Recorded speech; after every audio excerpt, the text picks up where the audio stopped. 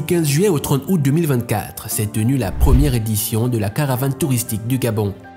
Un événement inédit qui visait entre autres à promouvoir le tourisme et l'artisanat dans le pays, faire découvrir les sites touristiques et paysages du territoire et à dynamiser l'économie locale.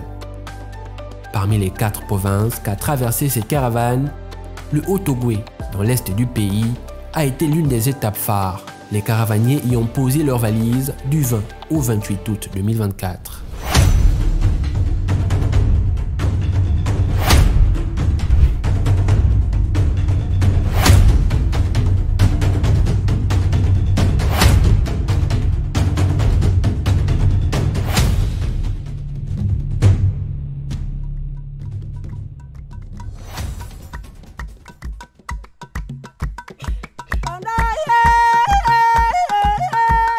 À 100 km de la capitale provinciale Franceville, le parc de la Lékédi, dans le département de l'Ekoko, a accueilli les touristes. Bien que cet espace de 14 000 hectares ne soit pas un parc national, il joue un rôle important dans la préservation de la biodiversité et offre des activités touristiques. Et même que la rencontre avec l'un des gorilles les plus célèbres du Gabon, connu sous le nom de Jojo, n'était pas pour déplaire aux participants. Il était en captivité en fait, et là-bas, une équipe avait été, on va dire, mise à disposition pour aller le récupérer, et ensuite des tests avaient été faits du côté du CIF pour que ces derniers essaient de voir comment le réintégrer. Et donc aujourd'hui, ça fait, on va dire quoi, près de 25 ans que ce gorille est ici. C'est l'un des rares, on va dire sinon l'unique gorille qui est ici, et donc jusque-là, on cherche, en partenariat avec le CIF, à lui trouver une femelle. Autre activité prisée de ce parc, situé à 7 km de la ville de Moanda, dans le sud du Gabon, la traversée du pont téléphérique de la Lékédi. Cette installation faisait partie intégrante de l'infrastructure du transport du minerai de manganèse de la région du Haut-Ogooué, au Gabon. Son utilisation a été interrompue à partir des années 1990 à l'avènement du Transgabonais, l'unique voie de chemin de fer du pays. C'est un véritable joyau architectural. C'est un pont qui a été tissé grâce aux résidus du téléphérique. Vous pouvez déjà imaginer le téléphérique, il y avait des pylônes qui constituaient ce téléphérique et des câbles. Donc nous avons récupéré ces câbles qui sont là, que nous avons utilisés pour tisser ce pont-là, qui fait une des merveilles, une des attractions de ce parc. Long de plus de 300 mètres, ce pont survolant la rivière Migola a poussé les caravaniers à se surpasser. J'ai peur de l'altitude, mais aujourd'hui j'ai pris mon courage. Lorsqu'on a demandé les 5 premiers, je me suis mis dans la délégation et donc j'étais le deuxième arrivé. Donc c'est une expérience magnifique, mémorable, qui va rester gravée dans ma mémoire à jamais. Pour moi, c'est la première fois et vraiment c'est une très belle expérience. Nous invitons vraiment les Gabonais à venir vivre cette expérience. C'est tellement merveilleux. C'est vrai qu'il y a certaines vibrations de peur, mais il faut surpasser sa peur. Ça vous apprend à surpasser, à surmonter votre peur. Donc aujourd'hui, on est satisfait. Les caravaniers sont très contents. Et au moment où nous quittons le parc de la Lékédi, nous sommes un peu tristes parce que on se dit toujours que ces chimpanzés, ces gorilles, ils sont souvent seuls. Et le fait de voir du monde, ça leur donne beaucoup de chaleur. Et je pense qu'ils ressentent beaucoup d'amour. Passé cette étape riche en histoire et en émotions, un autre pont a fasciné les caravaniers dans la province du Haut-Ogooué. Il s'agit du pont liane de Poubara. Fait entièrement de lianes tissées, les riverains lui attribuent un pouvoir et une bienveillance vis-à-vis de ceux qui l'empruntent. Victor Fred est l'un des descendants du fondateur de cette construction artisanale ayant traversé les âges. Selon lui, cette structure végétale d'une 50aine de mètres était bien plus longue à sa création. Ce pont fait la fierté de la région. On parle de Moussicoué, le créateur. On parle, son pont en liane faisait 120 mètres. Donc ça nécessitait beaucoup de lianes pour les travaux, c'était vraiment de la tracasserie. Trouver 120. Maintenant, son fils, Omumba, a Gabri, qui a pris le relais en 1950, est passé de 120 mètres à 52, simplement pour réduire la galère dans les travaux de réhabilitation de celui-ci. Il est long de 55 mètres pour 2400 lianes de 25 mètres, 70 rotines de 40 mètres. Il pèse 3 tonnes. Déjà plus de 20 ans que ce conservateur s'attelle à prendre soin de ce patrimoine national. Il l'a déjà réhabilité 24 fois. Selon lui, entre avril et août 2024, ce pont emblématique du Gabon a enregistré plus de visiteurs que les années précédentes sur 12 mois. C'est la première fois que je traverse ce pont de Poubara. J'ai entendu parler, c'était extraordinaire. Ce pont date de, je crois, 1915. C'est extraordinaire. Nous avons reçu près de 1141 visiteurs, alors que avant, c'était le bilan annuel. Un pont piétonnier et artisanal donnant accès à des paysages pittoresques, comme les chutes de Poubara, jugées les plus attrayantes par les touristes locaux et internationaux, dignes d'une carte postale. Je suis venue en vacances 2 semaines ici, mais je viens de Paris de base. Et franchement, depuis que je suis arrivée à la cascade, je trouve ça super beau. Je ne savais pas qu'il y avait des cascades comme ça au Gabon. C'est ma première fois au Gabon et même la nature qu'on traverse pour y aller, c'est super beau. Donc franchement, j'adore. On a fait un tour très impressionnant qui nous ont fait découvrir des sites très beaux et très culturels avec plein d'histoires derrière. Et donc franchement, je pars d'ici avec beaucoup de richesse dans ma tête.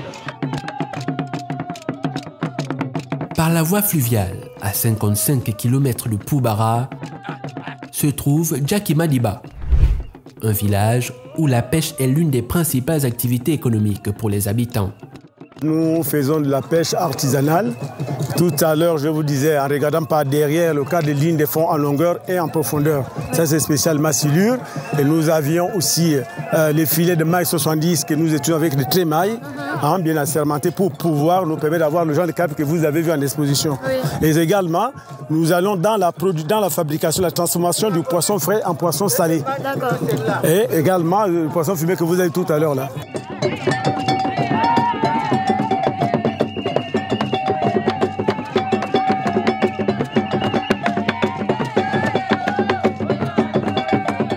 Lorsqu'ils ne sont pas dans les pirogues, ces Gabonais font de la peinture. Au moment du passage de la caravane touristique du Gabon, une exposition d'œuvres picturales truffées de références cinématographiques locales a fait sensation. C'est le cas de cette toile, inspirée d'une scène du film Obali, un long métrage gabonais tout aussi emblématique, immortalisant la pêche à la nasse, une pratique courante et souvent réservée aux femmes.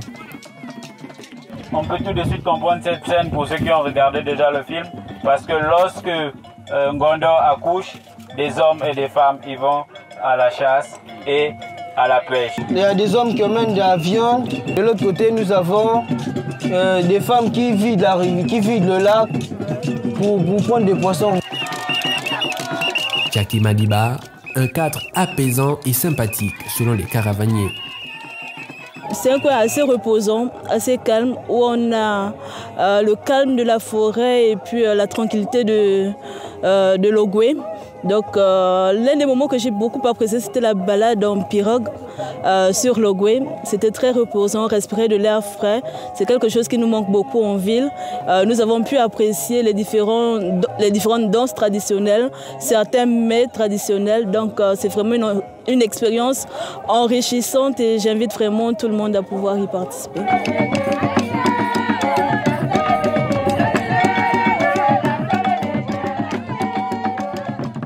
De l'artisanat encore, cette fois-ci à Léconie, le chef-lieu du département des Plateaux.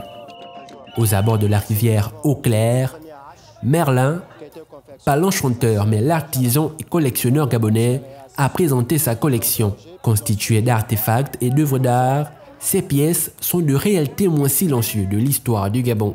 Ici, on a une pipe. Une pipe, ça servait aux anciens à pouvoir fumer du tabac. Ici, on a des reliques traditionnelles qui servaient au Ndjobi. Ces reliques servaient à pouvoir communiquer avec les esprits. Donc on bouscule, c'est comme si cela ouvrait la porte temporelle. Ici on a des reliques qui permettaient au chef de pouvoir communiquer avec les villageois. Quand le chef venait en cognant, en cognant et cela a attiré l'attention de tout le monde. Ceux qui sont en forêt, ceux qui sont à l'eau, ils reviennent au village automatiquement pour écouter la nouvelle. Ici, on a des fers qui servaient à la traite négrière. Ces fers-là servaient à enchaîner les noirs. On mettait les chaînes ici, puis on l'attachait au pied. De l'autre côté, on met pour attacher un autre. Quand il y en a encore un autre, on remet encore un autre pour pouvoir prolonger la chaîne. Ici, on a des fers qui servaient aussi à l'esclavage. Quand on mettait 2 fers, on ouvrait et vous le plaquez au bras. Impossible de l'enlever. Vous êtes reconnu comme esclave. Dans les pays des Blancs, allez travailler dans les champs de maïs et tout. Ici, on a un outil qui servait à la chasse traditionnelle. Les anciens, quand ils allaient à la chasse avec la chasse au filet, ils allaient avec des saguets. On a attaché le chien, ça au cou, pour pouvoir repérer le chien et la bête. Donc, ici, on a une pipe qui servait aussi dans le même domaine à fumer du tabac. Ici, on a le fusil à canot, tout premier fusil. On met la poudre à canot, on met des barres de fer, puis on tire la gâchette. Des explications suivies d'une présentation de reliques des rites et croyances de cette région de la province du Haut-Ogooué. Ces fossiles servaient au Ndjobi. Ndjobi, c'est rite. Donc, quand les anciens égorgeaient la poule et ils terminaient de parler pour pouvoir cultiver le rituel, on piquait cette fossile dans la terre. Et celui qui a commis l'acte automatiquement décède. Nous avons ici des bandeaux du rite Onkani. Ça, c'est pour les chefs de terre, les rois. C'est fait avec la poitrine de l'aigle. Donc, ils ont pris pour pouvoir conserver, pour pouvoir tisser, réaliser ce bandeau qui leur a donné un certain pouvoir. On ne sait pas comment ils faisaient. Donc, nous avons ici les Banigni. Les Banigni sont les serviteurs des Nkani. Donc, quand le chef de terre parle, eux, ils exécutent. Les Banigni, ils sont au service des Nkani. Ils existent encore jusqu'à aujourd'hui. Ils portent notamment du raffia. Ici, nous avons le tout premier panier qu'on appelle le télé. Donc, quand nos arrière-grand-mères allaient au champ, c'est dedans ici qui transportaient du bois et tous les autres aliments qu'ils récoltaient en forêt.